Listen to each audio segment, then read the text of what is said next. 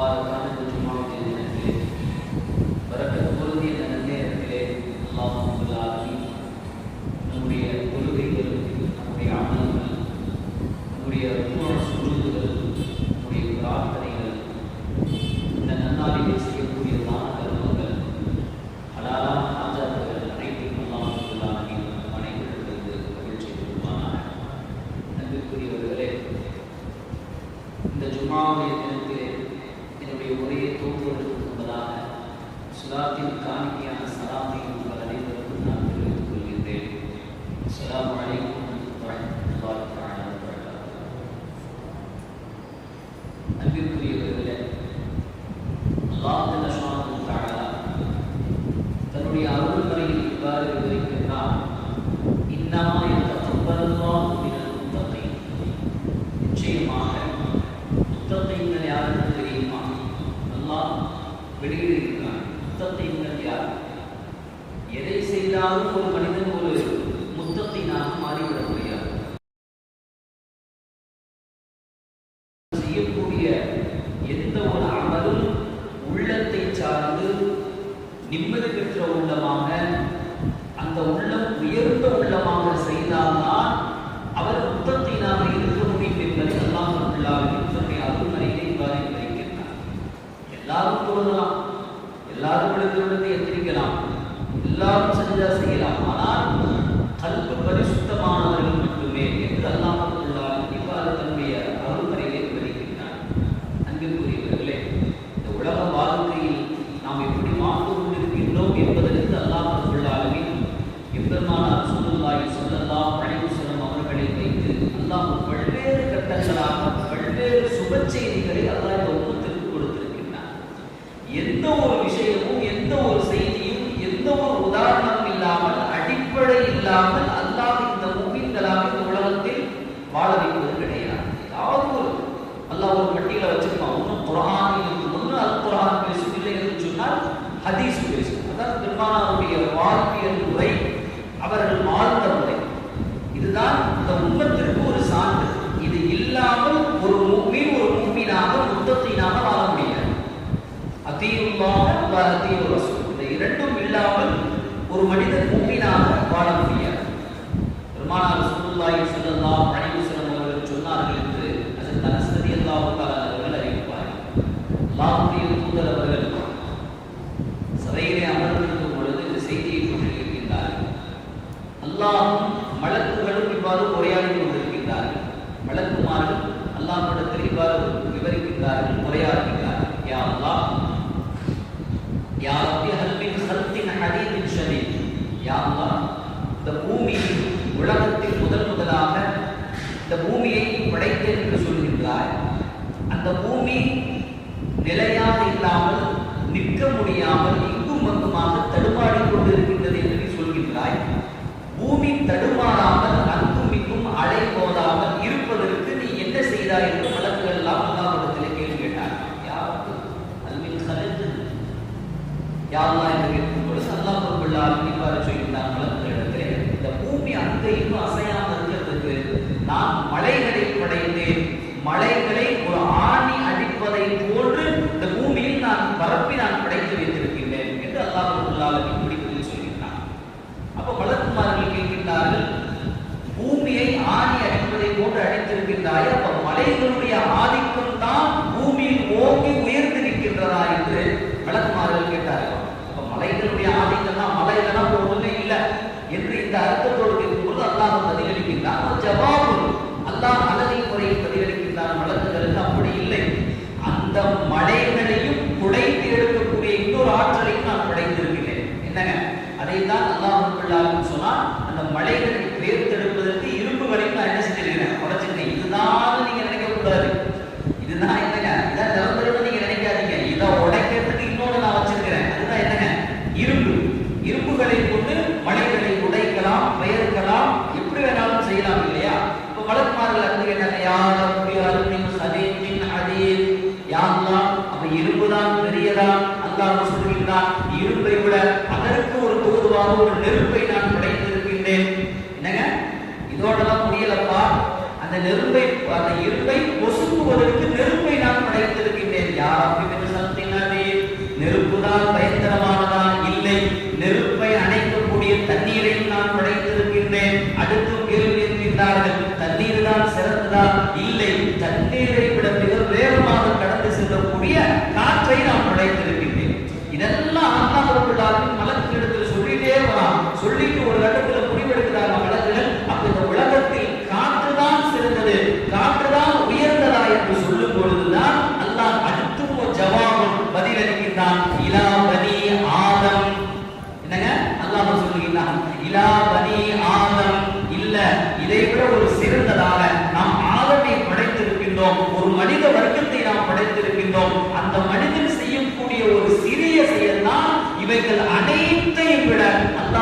அல்லாஹ்விடத்திலே உயர்ந்ததாக ஏற்றுக்கொள்ளப்படும் என்று அல்லாஹ் ரப்பல் ஆலமீன் மலக்குகளிடத்தில் கூறினான் என்று ரசூலுல்லாஹி ஸல்லல்லாஹு அலைஹி வஸல்லம் அவர்கள் சொன்னார்கள். அது என்ன அமலு?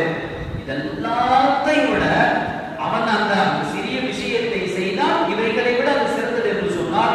பெருமானார் ரசூலுல்லாஹி ஸல்லல்லாஹு அலைஹி வஸல்லம் அவர்கள் சொன்னார்கள், எப்படி ஒரு மனிதன் தன்னுடைய இடது கைக்கு தெரியாமல் வலது கையின் புறமாக உயர்ந்த உள்ளத்தோடு பரிசுத்தமான எண்ணத்தோடு பிறருக்கு அவர் உதவி புரிவாரோ, தர்மம் செய்வாரோ, சதகா செய்வாரோ, இதுதான் அல்லாஹ்விடத்திலே மிக ஒப்புதலோடு ஒப்புக்கொள்ளக்கூடிய அமல்கள் என்பதாக ரசூலுல்லாஹி ஸல்லல்லாஹு அலைஹி வஸல்லம் அவர்கள் சொன்னார்கள். அன்பிற்குரியவர்களே, அப்போ உலகத்தில் எது உயர்ந்தது என்று நாம் நினைத்துக் கொண்டிருக்கின்றோம்? நம்ம செய்யக்கூடிய அமல்தான் உயர்ந்து நினைச்சிட்டு இருக்கோம். ஆனா அவைகள் அனைத்துமே அல்லாஹ்விடத்தில் ஒப்புக்கொள்ளப்படுகின்றதா, ஏற்றுக்கொள்ளப்படுகின்றதா என்று சொன்னால் அதுதான் கேள்வி. இன்னைக்கு எவ்வளவோ லட்சம் செலவு பண்றோம், எல்லா விஷயங்களுக்கும் நாம் செலவு செய்கின்றோம். ஆனால் அல்லாஹ்விடத்திலே அது ஒப்புக்கொள்ளப்படுகின்றதா? அப்ப அல்லாஹ் என்ன சொல்ல வரான்? உங்களிடத்திலே உயர்வான உள்ளம் என்று ஒன்று இல்லை என்று சொன்னால் அது என்னங்க? பூஜ்ஜியம் என்று அல்லாஹ் சொல்றான். அப்ப அவங்களுடைய வாழ்க்கையில நாம தெரிந்து கொள்ள வேண்டும், நாம் உயர்வான உள்ளம் படைத்தவர்களா, உள்ளம் கொண்டவர்களா, அல்லாஹ்வும் ரசூலும் நேசிக்கக்கூடிய உள்ளம் கொண்டவர்களா என்று நாம் நினைத்துக் கொள்ள வேண்டும் என்பதைத்தான் அல்லாஹ் தன்னுடைய அருள்மறையிலே இன்னமா யதகப்பலுல்லாஹு மினல் முத்தகீன் என்ற வசனத்தை அல்லாஹ் சொல்லி காட்டுகிறார். பெருமானார் ரசூலுல்லாஹி ஸல்லல்லாஹு அலைஹி வஸல்லம் அவர்கள் சொன்னார்கள், நிச்சயமாக அல்லாஹ் ரப்பல் ஆலமீன் உயர்ந்த உள்ளத்தை விரும்புகின்றார். அதே போன்று அல்லாஹ் ரப்பல் ஆலமீன் இன்னல்லாஹ லா யன்துரு சுவரிக்கும் வ அம்வாலிக்கும், அல்லாஹ் ஒரு மனிதனுடைய தோற்றத்தையோ உருவத்தை வைத்து எடை போடக்கூடிய பொருளாதாரம் அம்வாலிக்கும் இதை அல்லாஹ் எதிர்பார்ப்பதில்லை. மாறாக வலாகி யன்துரு ஃபீ குலூபிக்கும் வ அம்வாலிக்கும், வலாகி யன்துரு ஃபீ குலூபிக்கும் வ அம்வாலிக்கும், எவருடைய உள்ளம் உயர்ந்த உள்ளத்தோடு அமல்களாக இருக்குமோ அதைத்தான் அல்லாஹ் உங்களிடமிருந்து ஏற்றுக்கொள்கிறான் என்பதாக ரசூலுல்லாஹி ஸல்லல்லாஹு அலைஹி வஸல்லம் அவர்கள் சொன்னார்கள். அப்ப அன்பிற்குரிய அல்லாஹ்வுடைய நல்லடியார்களே, இதோ இதெல்லாம் காதுல கேட்கிறோம், கடந்து போகிறோம், தெரிந்த விஷயம் தானே என்று நாம் நினைக்காமல் நாளை மறுமையில் இதெல்லாம் ஒரு கேள்விகளாக நம்முடைய வாழ்க்கை எப்படி வாழ்ந்தோம் என்பதை நாளை மறுமையிலே விசாரிக்கப்படும். ஒரு தர்மம் செஞ்சா கூட அந்த தர்மம் நீங்க என்ன எண்ணத்துல கொடுத்தீங்க கேட்பாங்களா? பெருமைக்காக நீ கொடுத்தாயா, அல்லது வீண் விரயம் செய்ய வேண்டும் என்பதற்காக நீ கொடுத்தாயா, 4 மனிதர்கள் உன்னை கூற்ற வேண்டும், புகழ வேண்டும் என்பதற்காக நீ செய்தாயா என்று அல்லாஹ் 10 ரூபாய் தர்மமாக கொடுத்தா கூட அதற்கு விசாரணை உண்டு என்று அல்லாஹ் சொல்கிறார். என்னங்க, இப்ப வாழ்க்கை எவ்வளவு ஒரு கடினமான வாழ்க்கையை நாம் வாழ்ந்து கொண்டிருக்கின்றோம் என்பதை நாம் நினைவில் வைத்துக் கொள்கின்றோம். பெருமானார் ரசூலுல்லாஹி ஸல்லல்லாஹு அலைஹி வஸல்லம் அவர்கள் சொன்னார்கள், அனஸ் ரலியல்லாஹு தஆலா அறிவிப்பாங்க, ஒரு நாள் சபையில எல்லாமே உட்கார்ந்திருந்தோம், சபையில் எல்லோரும் அமர்ந்திருந்தோம். அப்ப அல்லாஹ்வுடைய தூதர்கள் ஒவ்வொரு சஹாபா பெருமக்களிடத்தில் ஒவ்வொரு கேள்விகளை கேட்டுக் கொண்டே இருந்தாங்க. அப்படி கேட்டுட்டே இருக்கும்போது ஒரு தருணத்துல கேட்டாங்க, யாராவது நீங்கள் உங்களில் யாராவது ஒரு சுவனவாசியை, சொர்க்கவாசியை பார்ப்பதற்கு விரும்புகின்றீர்களா என்று கேட்டாங்க. யாராவது சொர்க்கவாசியை பார்க்க சொன்னோம், யாராவது வேணாம்னு சொல்லுவோமா? நீங்க யாராவது உலகத்துல ஒரு இறைநேசர் இருக்கிறாரு, ஒரு சீதேவி வாங்குறாங்க, இது ரசூலுல்லாஹி ஸல்லல்லாஹு அலைஹி வஸல்லம் உடைய குடும்பத்தை சார்ந்தவர்கள் இருக்கிறாங்க, இந்த நாட்டுல யமன் நாட்டுல வாழ்றாங்க, இல்ல அங்க வாழ்றாங்க, துருக்கியில வாழ்றாங்க என்று ஒரு செய்தியை கேட்டாலே ஒரு இன்பம் அடைகின்றோம். இல்ல மாஷா அல்லாஹ், அப்ப ரசூலுல்லாஹி ஸல்லல்லாஹு அலைஹி வஸல்லம் உடைய குடும்பத்தார்கள் வம்சாவளியை சேர்ந்தவர்கள் இன்னும் இங்கு இருக்கின்றார்களா என்ற செய்தி கேள்விப்பட்டாலே நாம் என்ன செய்யறோம்? மகிழ்ச்சி அடைகின்றோம். ஆனா அல்லாஹ்வுடைய தூதர் அவர்கள் சொன்னார்கள், சொர்க்கவாசியை நீங்கள் பார்க்க வேண்டும் என்று ஆசைப்படுகிறீர்களா? அப்ப கொஞ்ச நேரம் வெயிட் பண்ணுங்க, கொஞ்ச நேரம் காத்திருங்கள். இப்போது ஒரு மனிதர் ஒருவர் வேக வேகமா வருவார். என்னங்க, வேக வேகமா ஒருத்தர் மனிதர் வந்து இந்த கூட்டத்தில் வந்து உட்காருவார். அவர் வரும்போது தன்னுடைய கையில், தன்னுடைய இடது கையில் தன்னுடைய அந்த செருப்பை எடுத்துக் கொண்டு வந்து நேரா வந்து கீழே வச்சுட்டு இந்த கூட்டத்தில் உட்காருவாரு. அவர் தான் சொர்க்கவாசி, பார்த்துக்கணும்னு சொன்னாங்க. அவர்தான் சொர்க்கவாசி. பெருமானார் ரசூலுல்லாஹி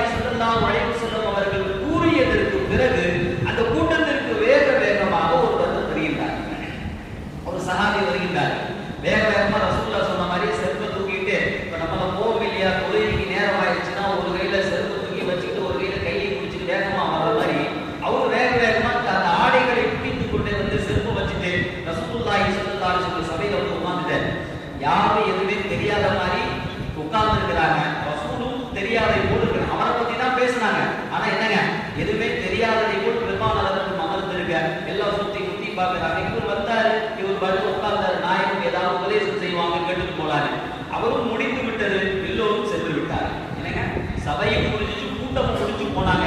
2வது நாளும் அதே மாதிரி பார்த்தாங்க. 3வது நாளும் அதே போட்டு பார்த்தாங்க. இப்ப 3 நாட்கள் முடிந்ததற்கு பிறகு இந்த கூட்டத்துல அப்துல்லாஹ் இப்னு அம்ர் இப்னு ஆஸ் ரலியல்லாஹு தஆலா வந்து நினைக்கிறாங்க, என்ன இவர் 3 நாளும் ரசூலுல்லாஹ் சொன்ன மாதிரி கூட்டத்துக்கு எப்ப பார்த்தாலும் வேக வேகமா வராரு, செல்ப தூக்கிட்டு கொண்டு வந்து வச்சுட்டு போறாரு, இவர் சொர்க்கவாசின்னு சொல்றாங்க, என்ன இவர் அமல் செஞ்சிருக்காரு? எல்லாருக்கும் ஒரு தேடலும் ஒரு ஆசையும் இருக்கும் தானே. அதுபோன்று அப்துல்லாஹ் இப்னு அம்ர் இப்னு ஆஸ் ரலியல்லாஹு தஆலா அவர்கள் நினைக்கிறார்கள். வேற வழியே இல்லாம அவர்கிட்ட போய் சொன்னாங்க, தோழரே, எனக்கும் எங்க அத்தாவுக்கும் வீட்டுல குடும்பத்துல ஒரே பிரச்சனை, எனக்கும் எங்க அத்தாவுக்கும் சண்டை. இப்ப நான் வீட்டுல போய் தங்க முடியாது. நீங்க கொஞ்சம் எனக்கு வாய்ப்பு கொடுத்தீங்க, உங்க வீட்டுல கொஞ்சம் இடம் கொடுத்தீங்கன்னா நான் வந்து ஒரு 3 நாள் உங்க வீட்டுல வந்து தங்கிக்குவேன்னு போய் சொல்றாரு.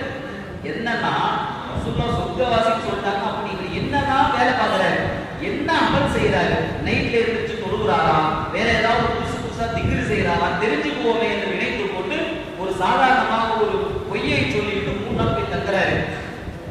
3 நாள் அந்த போல சஹாபி நிம்மதியா தூங்குறாரு. இவர் போனவர் தூங்கவே இல்லை. இவர் தூக்கமே இல்லை. இவருக்கு அப்துல்லாஹ் இப்னு அம்ர் இப்னு ஆஸ் ரலியல்லாஹு அன்ஹு தூக்கமே இல்லை. ஏன்னா அவர் என்ன பண்றாருன்னு பார்த்தா வழமையான அமல்கள் இவர் என்ன செய்வாரோ அதே அமலை தான் அவரும் செய்து இருக்கிறார். வேற வழி இல்ல. 3 நாள் முடிஞ்சு போச்சு. வேற வழியே இல்லாம அவர் வந்து சொல்லிட்டாரு, என்ன மன்னிச்சுக்கிற தோழரே, நீ உங்கள்ட்ட நான் போய் சொல்லிட்டேன், எனக்கு அத்தாவுக்கு சண்டையெல்லாம் ஒன்றும் கிடையாது, நாங்களாம் சந்தோஷமா தான் இருக்கிறோம். ரசூலுல்லாஹ் உங்களை சொர்க்கவாசின்னு சொன்னாரு, அதை தெரிந்து கொள்வதற்கு தான் என்ன அமல்லாம் செய்றீங்கன்னு தெரிஞ்சுக்கணும், வீட்டுல வந்து இருந்தேன்னு சொன்னாரு.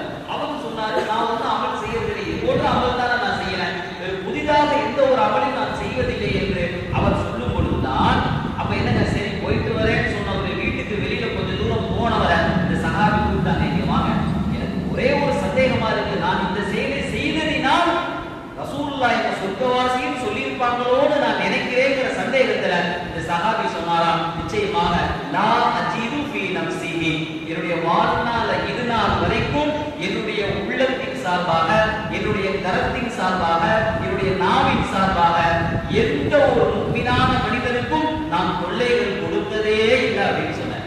என்னங்க, என்னுடைய நாவினால, என்னுடைய கரத்தினால, என்னுடைய கல்வி, என்னுடைய உள்ளத்தை வைத்து யாருக்கும் இது வரைக்கும் எந்த தொந்தரவுமே நான் கொடுத்ததில்லைங்க. அந்த தொந்தரவே கொடுத்ததில்லை. அதனாலதான் ரசூலுல்லாஹி ஸல்லல்லாஹு அலைஹி வஸல்லம் அவர்கள் இவ்வாறு சொன்னார்கள் என்று தெரியவில்லை. இரண்டாவதாக, எவருடைய பொருளுக்கும் நான் ஆசைப்பட்டதும் இல்லை, எவருக்கும் நான் மோசடி செய்ததும் இல்லை, இது என்னுடைய வாழ்நாளில் நான் அடிப்படையாக வைத்திருக்கிறேன் என்பதாக அந்த சஹாபி சொல்லிட்டு அங்கிருந்து விலகி சென்று விட்டார்கள். அங்கிருக்குரிய அல்லாஹ்வின் நல்லடியார்களே, எந்த ஒரு காரியம் செய்வதற்கும் உயர்ந்த உள்ளம் வேண்டும் என்று ஏன் அல்லாஹ் சொல்கிறான்? இன்னமாய தக்கபலுல்லாஹ், அல்லாஹ்வுக்கு பிடித்தமான அமல்களில் கபூல் செய்யப்படக்கூடிய இடங்களில் எதுன்னு கேட்டீங்கன்னா இதுதாங்க. உலகத்துல வாழ்ந்தோம் மறை சொல்லுவாங்க இல்லையா, எங்க வாழ்றதுக்கு தாங்க உலகத்துக்கு வந்தோம், சந்தோஷமா வாழ்வோம், இன்பமா வாழ்வோம், செத்து மடிவோம், யார் என்ன கேட்பான்? அன்பிற்குரியவர்களே, யார் என்ன கேட்பான்? படைச்சவன் கேட்பான், உட்கார வச்சு கேட்பான், தட்டி எழுப்பி கேட்பான், மக்கி மண்ணா போன எலும்புக்கு சதைகளை கொடுத்து அல்லாஹ் விசாரணை நடத்துவான். அப்படியெல்லாம் தப்பிச்செல்லாம் போயிட முடியாது. அன்பிற்குரிய அல்லாஹ்வின் நல்லடியார்களே, அப்ப உலகத்திலே எதை வேணாலும் செய்யலாம் என்ற எண்ணத்தோடு வாழ முடியாது. கல்பு பரிசுத்தமாக இருக்க வேண்டும், உயர்ந்த உள்ளம் இருக்க வேண்டும், உயர்ந்த எண்ணங்கள் இருக்க வேண்டும் என்பதுதான் ரசூலுல்லாஹி ஸல்லல்லாஹு அலைஹி வஸல்லம் அவர்கள் சொன்னார்கள். அதே போன்று கைஸ் இப்னு சஅத் இப்னு உபாதா ரலியல்லாஹு தஆலா அவர்கள், அந்த ஒரு சஹாபி பாருங்க, நிறைய வரலாறுகள் ஹதீஸுடைய கிரந்தங்களிலே இருக்கின்றது என்று சொன்னால் அதெல்லாம் சாதாரணமாக சும்மா கேட்டோம், ஒரு கதையை கேட்டோம், ஏதோ ஒரு சம்பவத்தை கேட்டோம், பள்ளிவாசல் இருந்து ஜும்மா துறைக்கு பிறகு வெளியில போனோம், முடிஞ்சு போச்சு, ஆமான்னா சந்தம்னா இல்லை. வாழ்க்கையில் ஏதாவது ஒரு பற்றி பிடித்துக் கொண்டு அதை வாழ்வதற்கும் அதை தொடர்ந்து செய்யக்கூடிய அமல்களாக நம்முடைய வாழ்க்கையை நாம் பின்பற்ற வேண்டும். கைஸ் இப்னு உபாதா ரலியல்லாஹு தஆலா அவர்கள் என்னங்க, சஹாபா பெருமக்களிலே மிக உயரமான சஹாபி அவர்தான். எந்த சஹாபி பார்த்தாலும் அது அபூபக்கர் சித்திக் ரலியல்லாஹு தஆலா அவர்கள், உமர் ரலியல்லாஹு தஆலா அவர்கள், யார் பார்த்தாலும் மேலே என்ன செய்வாங்க, உயர்ந்துதான் பார்ப்பார்கள். ரொம்ப உயரமான சஹாபி. அவருடைய மகனார் தான் கைஸ் ரலியல்லாஹு தஆலா. ரொம்ப செல்வாக்குள்ள ஒரு சஹாபி, ரொம்ப செல்வாக்குள்ள ஒரு சஹாபி. நிறைய தான தர்மங்கள் செய்வார்கள், நிறைய மக்கள் உதவி செய்யக்கூடிய ஒரு சஹாபி. ஒரு எந்த ஒரு போருக்காக வேண்டி ஒரு அமீராக நியமிக்கப்பட்டு அவர்களை அனுப்பினார்கள் என்று சொன்னால் 300 சஹாபா பெருமக்கள் போய் 15 நாள் 20 நாள் அங்க போய் போர்க்களத்தில் அவங்க போரை சந்தித்து விட்டு வந்தாலும் கூட 20 நாட்களுமே தங்களுடைய பொருளாதாரத்தை தான் அவங்க செலவு செய்வாங்க. எந்த ஒரு சஹாபா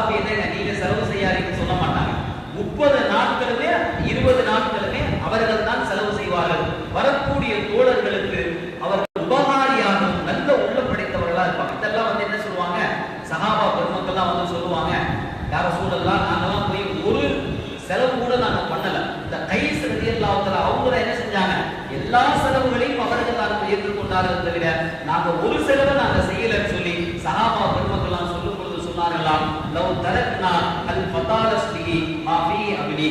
நிச்சயமாக கைஸ் ரலியல்லாஹு தஆலா அவர்கள் எப்படிப்பட்டவர்கள் என்று சொன்னால், அல்லாஹ் ரப்பல் ஆலமீன் அவர்கள் செய்யக்கூடிய பொருளாதாரத்தையும் செலவையும் வியாபாரத்தையும் அல்லாஹ் ஏற்றுக்கொண்டார்.